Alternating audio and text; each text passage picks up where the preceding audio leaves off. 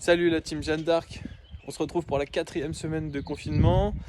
Première séance de cette 4e semaine, donc séance 9. Je vous la présente de suite, j'espère que ça va bien, que vous êtes en forme. Alors, séance en 3 temps, un temps d'échauffement, un temps de travail de mobilité, d'étirement et un dernier temps de conditionnement. Aujourd'hui vous allez avoir besoin d'un petit sac à dos lesté comme d'habitude, une dizaine de kilos. Vous pouvez, si vous pensez que c'est un peu facile, testez-vous avant de débuter. Si vous pensez que ça va être un peu facile, vous pouvez charger un petit peu plus le sac à dos.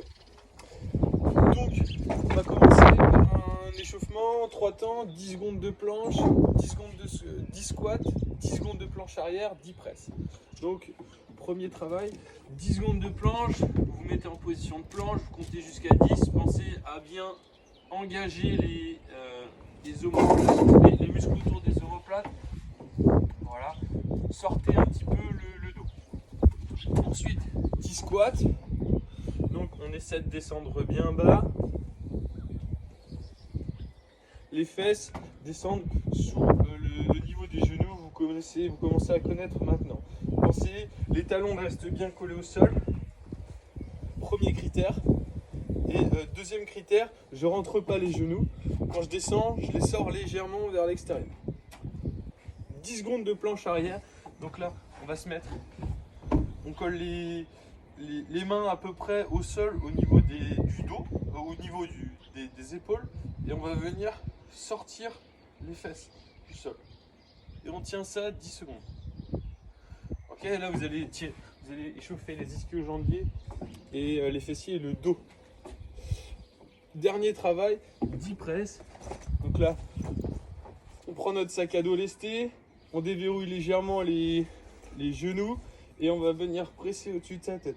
On creuse pas le dos, on rentre le ventre et du coup on va venir essayer d'engager la tête vers l'avant. 1, 2, 3, 4. Voilà pour l'échauffement. Deuxième travail de mobilité. Deuxième temps, mobilité, étirement. Donc on va rester sur le psoas, puisqu'on va en avoir besoin sur les passe-fronts et sur les thrusters après. Donc on vient poser le genou au sol. Si on peut, on le décolle légèrement.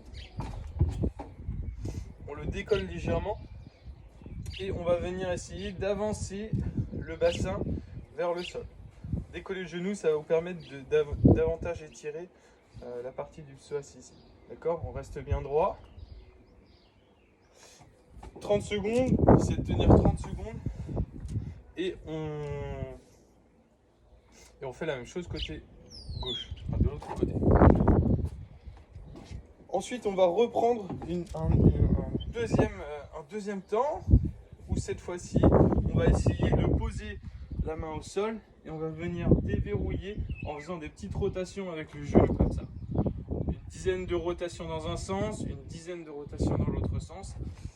Et ensuite, même chose de l'autre côté.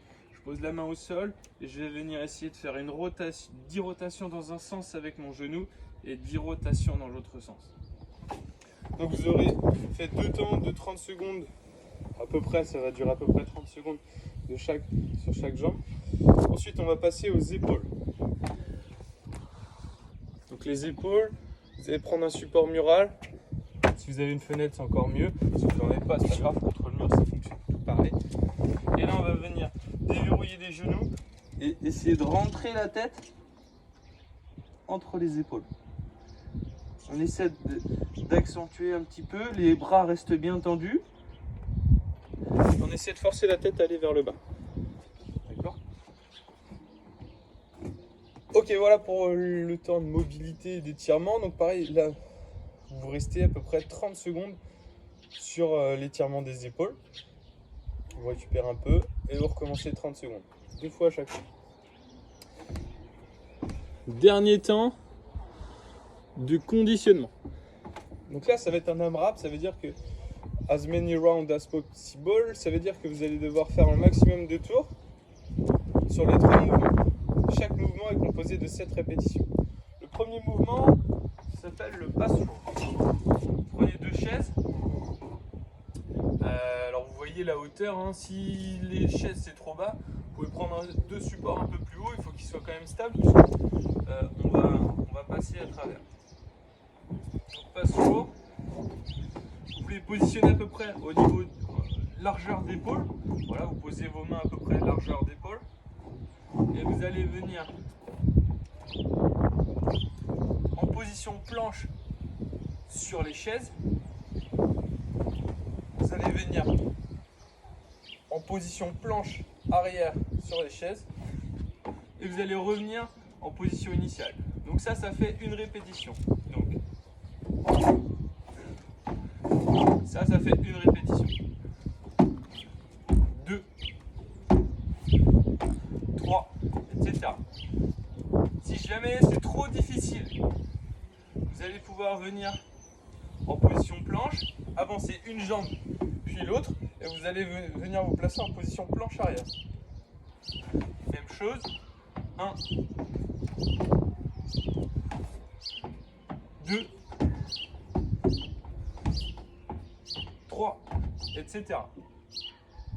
Donc là, il y a plusieurs adaptations possibles. La première adaptation, c'est de venir monter le support. La deuxième adaptation, c'est le mouvement que je viens de vous montrer en procédant par plusieurs étapes. Ça, c'est le premier mouvement. Le deuxième mouvement,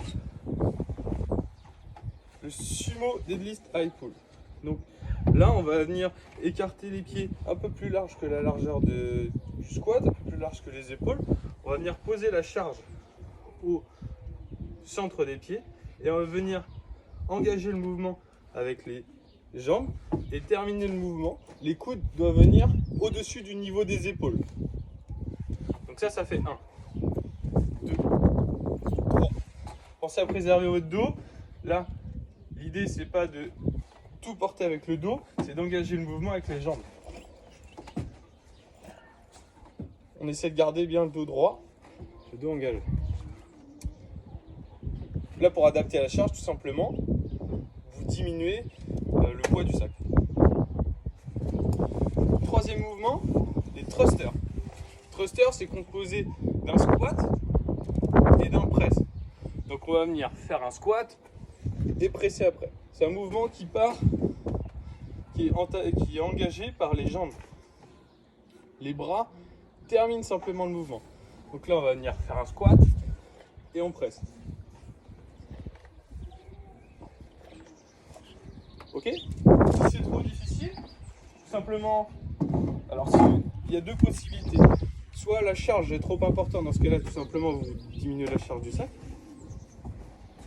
Si c'est trop difficile, parce que vous ne réussissez pas à faire un squat complet, dans les modalités que je vous ai préconisées, c'est-à-dire avec si vous avez tendance à rentrer les genoux, là vous vous focalisez sur la technique.